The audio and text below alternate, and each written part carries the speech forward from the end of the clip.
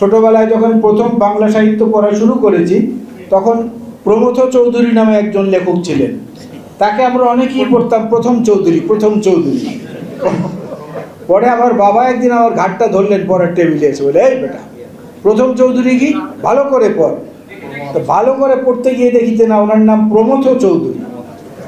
তো এই প্রমথ চৌধুরী বলেছিলেন তার একটি প্রবন্ধে, বাংলা ভাষা ও সাহিত্য প্রবন্ধের নাম, সেখানে তিনি বলেছেন বাংলা ভাষা সিলেটে গিয়ে আহত হয়েছে, চট্টগ্রামে গিয়ে নিহত হয়েছে। বুঝেছেন? তা আমরা বাংলা ভাষাকে তো আহত নিহত করতে চাই না, যে কারণে যারা মনু বলুক, ডাইলে লবণ দিছ কিনা বলুক, কিছু আসে যায় না, আমরা আমাদের স্বকীয়তা নিয়ে বেঁচে থাকবো। এবং যে কথাগুলো এর আগে হয়েছে সেই কথাগুলোর সঙ্গে আমি পরিপূর্ণভাবে একমত।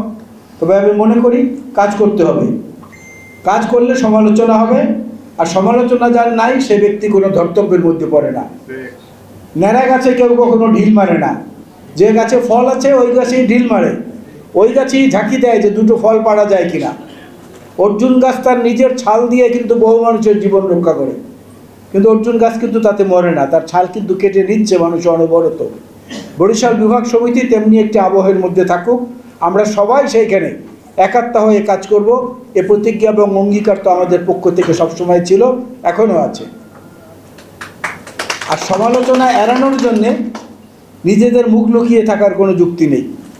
অ্যারিস্টটলের একটি বাক্য আছে, একটি চমৎকার একটি ফ্রেজ আছে, যেখানে তিনি বলেছেন, only the way to avoid criticism, do nothing, say nothing, B nothing.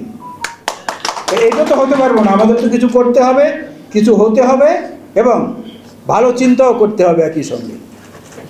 আপনারা জানেন এই যে মাধ্যাকর্ষণ শক্তি, এই মাধ্যাকর্ষণ শক্তির আবিষ্কারক হচ্ছেন স্যার আইজ্যাক নিউটন। নিউটন যে গাছের নিচে বসেছিলেন, ওই গাছ থেকে একটি আপেল পড়েছিল, সে আপেল তার মাথাকে নাড়িয়ে দিয়ে পৃথিবী বিখ্যাত মাধ্যাকর্ষণ শক্তি থিওরি আবিষ্কৃত হলো। এখন একবার চিন্তা করেন, আপেল না পড়ে যদি গাছটা ভেঙে পড়তো তাহলে কি হতো? পুরো গাছটা, তাহলে তো আমরা অনেকেই হারাতাম। একইভাবে এই যে বিদ্যুৎ আবিষ্কার করেছেন বেঞ্জামিন ফ্রাঙ্কলিন, তিনি কিন্তু এজন্য কোনো টাকা পান নাই, টাকা পেয়েছেন যিনি বিদ্যুতের মিটার আবিষ্কার করেছেন তিনি।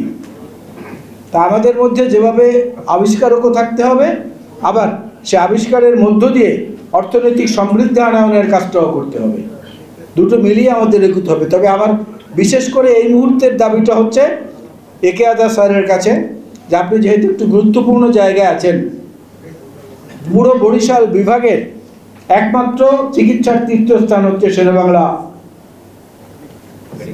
মেডিকেল কলেজ অ্যান্ড হাসপাতাল। এই জায়গাটার অবস্থা খুবই খারাপ, এই জায়গাটাকে অবিলম্বে এটা করা উচিত। এবং যে প্রস্তাবটি জনাব ডক্টর ইরান সাহেব দিয়েছেন, চায়নার যে প্রস্তাবিত হাসপাতালগুলো তার একটি হতে পারে ওখানে। আর বরিশালের কৃতি সন্তানদের নামদের মধ্যে অবশ্যই সিরাজ শিকদারের নামটা আসবে, অবশ্যই মেজর জলিলের নাম আসবে, এবং অবশ্যই পেয়ারার জন্য পেয়ারা বাগানের নামের আগে মুক্তিযুদ্ধের প্রথম ট্রেনিং যেখানে হয়েছিল, সিরাজ শিকদার যেখানে পূর্ব বাংলা সশস্ত্র আন্দোলন নামে প্রথম অস্ত্রের প্রশিক্ষণ দিয়েছিলেন, সেই জায়গাটা ছিল এই স্বরূপকাঠির পেয়ারা বাগান। সুতরাং ওই জায়গাটাকে সে ঐতিহাসিক মর্যাদায় প্রতিষ্ঠিত করার জন্য যা করা প্রয়োজন সেটা আমরা করব। আর একটা অনুরোধ থাকলো আপনাদের কাছে, বাংলাদেশের অভিনয় জগতে, সংস্কৃতির জগতে তোলপাড় করা কিছু উজ্জ্বল জ্যোতিষ্ক কিন্তু বৃহত্তর বরিশালের, মোশাররফ করিম, হানিফ সংকেত, মীর সাব্বির, এরকম যদি দেখেন আরও অনেককে খুঁজে পাওয়া যাবে। হ্যাঁ, আরো অনেকে আছেন। আমি এই মুহূর্তে যারা লাইমলাইট আছে শুধু তাদের কয়েকজনের কথা বললাম। জুয়েলাইট আছেন, বরিশাল বিভাগ সমিতি লেখেন, বরিশাল বিভাগ সমিতি যে আরোহণের সময় ক্যাবিনেট এম কেরামতের হিসাব ছিল, সেই ক্যাবিনেটে রহমান সাহেব, ওটা কেরামত সাহেবের নাম আসবে না? অনেকের নাম আসবে, শুধু একজন না। আমি কাউকে নাম, আমি মুক্তিযুদ্ধ সংশ্লিষ্ট যারা তাদের কথাটা শুধুমাত্র বলেছি।